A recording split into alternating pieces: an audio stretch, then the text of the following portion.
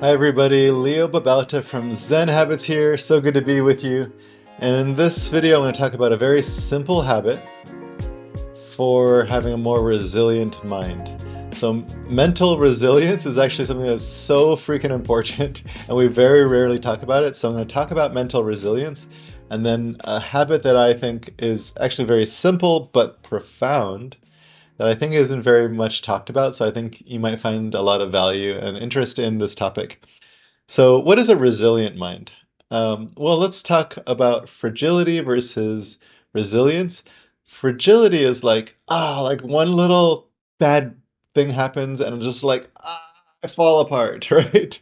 Or someone makes a bad comment and it's just like, oh my God, right? And so we kind of like overreact to things and things just become this like kind of drama filled day because of one little thing happening. Or I kind of fall apart and I can't tackle anything in my day just because one bad thing, my early morning meeting went wrong, and I'm like, I can't do anything for the rest of the day. Or I'm trying to create a new habit in my life, and I kind of fall off, and then I'm like, there's something wrong with me, and I just can't do this. And then I don't come back to doing the habit.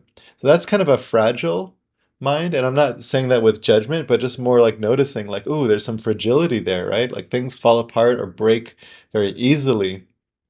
Whereas a more resilient mind is like, oh, one bad comment, like no big deal, right? Like that's not doesn't have any bearing on my self worth.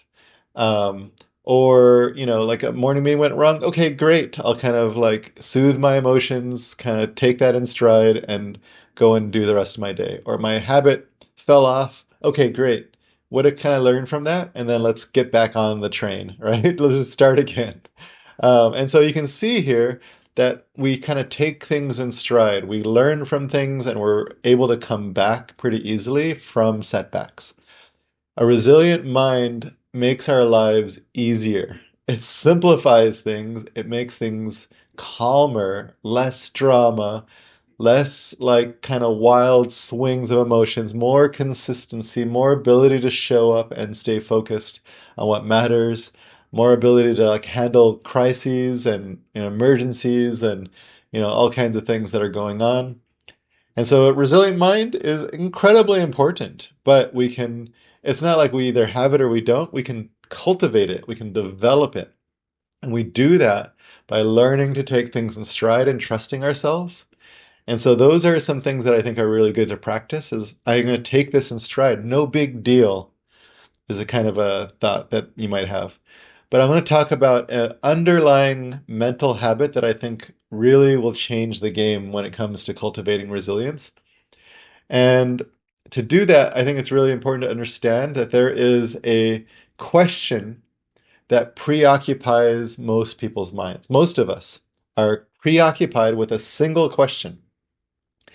So I've talked with thousands and thousands of people. I work with people very deeply in my coaching programs and my one-on-one coaching. By the way, if you want to join my Fearless Living Academy, it's fearlessliving.zenhabits.net. And if you want to do coaching with me, let's talk. coaching.zenhabits.net. So I've talked with a lot of people, and when I dig into what's going on with them, there's usually a single fear. And the fear is something like, I am not a good enough person. Or am I a good enough person? Or am I doing good enough? Am I good enough? Right? So something like that. Or am I unlovable, unworthy, not valuable, not, am I inadequate? Right? So there's lots of different versions of this, but if we could like simplify it to kind of the gist of this preoccupation that most of us have, I would say almost everybody, their preoccupation is, am I good enough? Am I good enough? And you can see this when someone's like, I kind of messed up that meeting. And if you dig in with them, like, okay, we messed up the meeting. What about it? Right? And they're like, I think I should have done it better. And I'm like, yeah, okay, maybe, maybe we can learn from it. Maybe you messed up. Who knows? We can take a look at that. But also, like, what's going on emotionally. Like I'm like mad at myself because I feel like I should have done better. Okay, well, why? And so if you really dig in, what you notice is they're like, I feel like I should have done better, and therefore, fill in the blank, right? Therefore, maybe I'm not good enough. Maybe I should have done better. I should have done better, and therefore I'm not good enough. I should have done better, therefore I'm not good enough. And we are constantly judging ourselves this way, criticizing ourselves. I should have done that better. I should have tackled my to-do list. I should have emptied my inbox. I should have decluttered my house. I should have meditated for 14 hours today, right? Like I should have exercised. I should have ate healthy. I shouldn't eat those Oreos or whatever it is.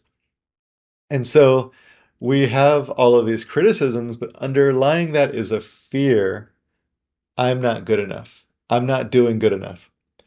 And because of that, we kind of spin around with this preoccupation. Am I good enough? Am I doing good enough? We have a fear that we're not. And we criticize ourselves. All of our negative thoughts, all of our anxiety, all of our shame, all comes from that preoccupation.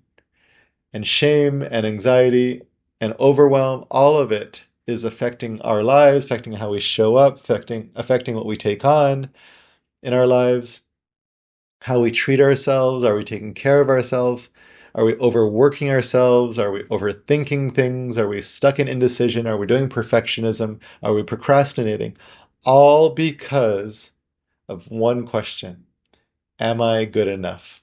Am I a good enough person? Am I doing good enough? Am I failing? Am I messing this all up?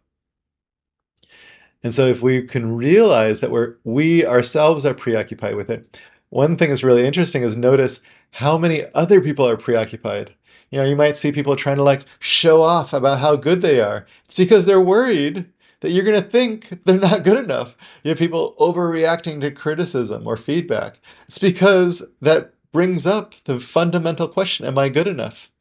People are like, you know, kind of discouraging themselves from doing stuff or taking on really hard things because they're worried they're going to fail because they're not good enough, right?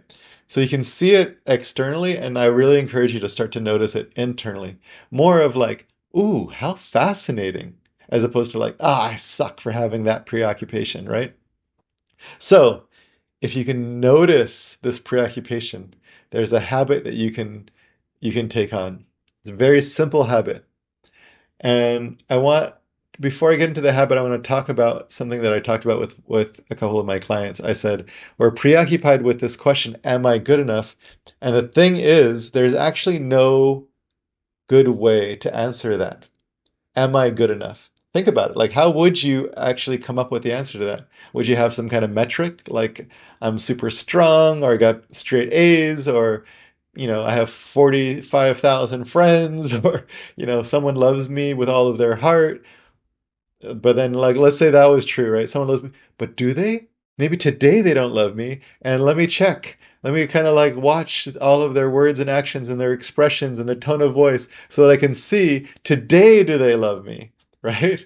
So even if you had some indicators, you would constantly be questioning that, because as soon as those indicators changed a little bit, you would not feel like you're good enough. So even when we're getting good feedback, when we're achieving things, we're getting straight A's, it's like, well, yeah, but what if next semester I don't get straight A's, right? Maybe I should drop out of school so I don't like risk that.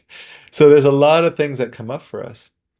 But the question that the question I have is, how would we satisfactorily answer, am I good enough? And I submit to you, and you can reflect on this or try and find the answer from somewhere else.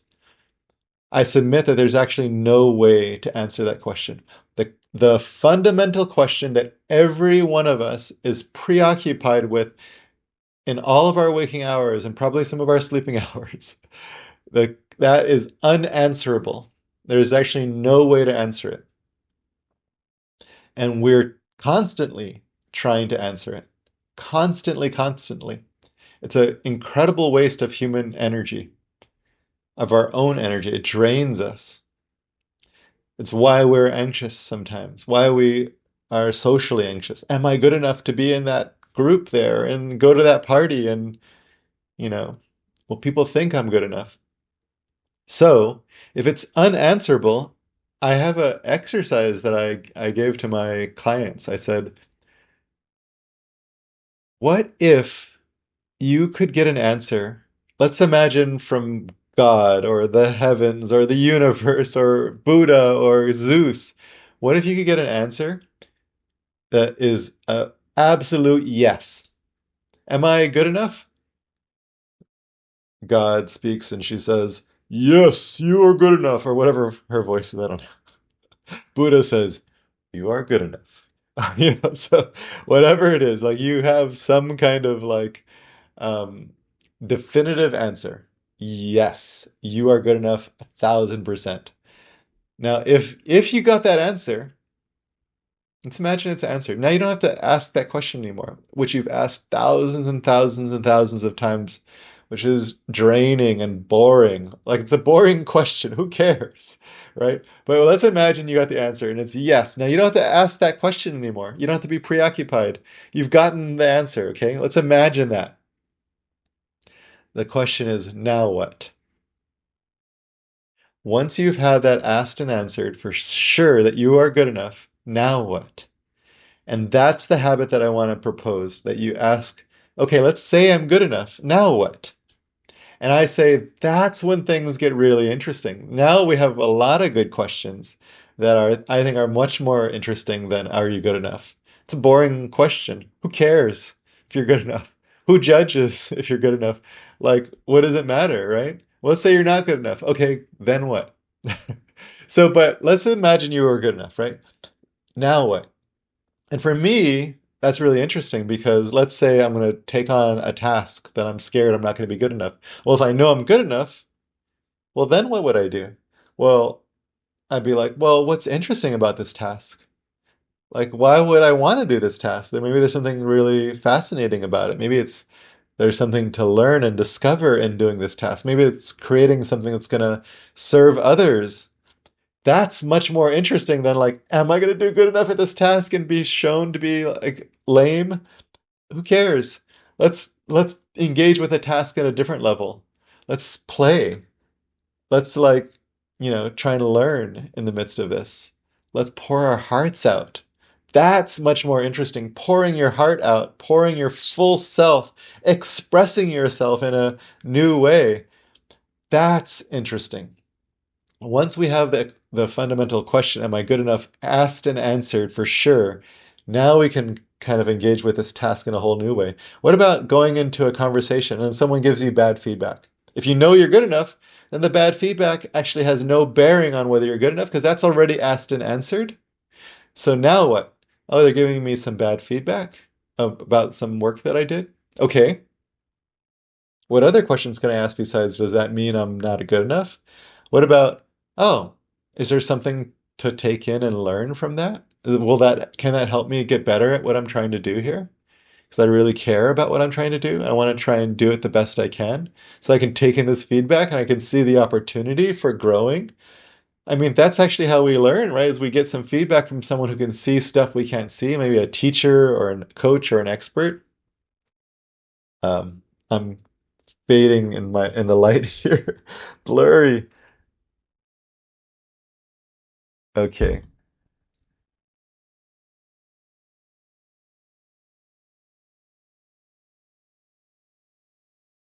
Can you see me okay?